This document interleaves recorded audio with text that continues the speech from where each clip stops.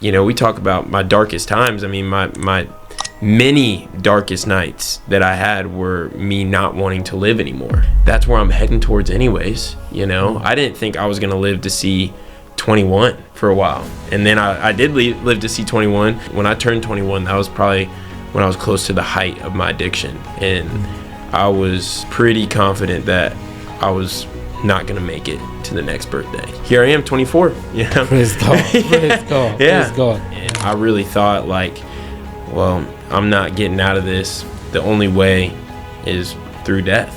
There was times that I tried, you know, I would try to do a bigger amount than what I normally would do, you know, to just try to, like, you know, kind of suicide by overdose. But I would always wake up, and it never really worked. I'm glad it didn't work. I'm very thankful. Yeah. It didn't work. And, you know, it's crazy looking back on it now. Like, I knew the only way out was death.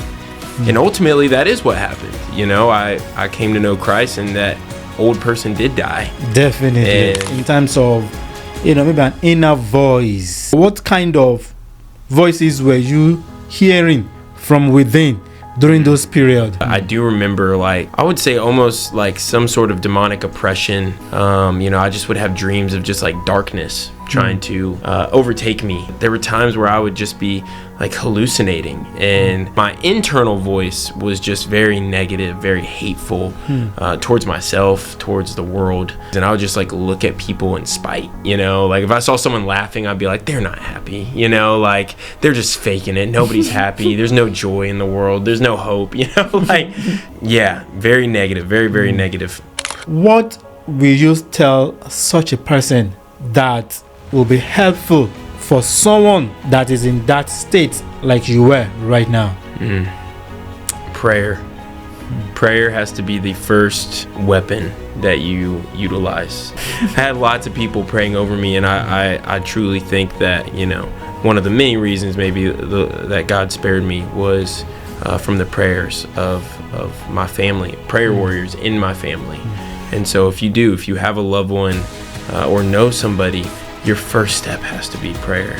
At what point did you now say, I am done? I got to give a lot of credit to my mom, and she was very non-judgmental of me, you know, being that safe space for your kid to come to you.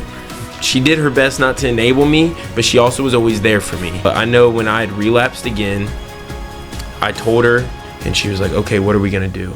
And I was like, well, you probably need to go back to rehab. And I remember she asked me, she was like, okay, do you want to find the place, or do you want me to find the place? I was like, why don't you find it? And sure enough, she did. You know, she started looking up Christ-centered recovery. Christ-centered recovery. Christ-centered recovery. My mom knew that I needed Christ. She knew that I needed transformation in my heart, and that would then produce the fruits of sobriety.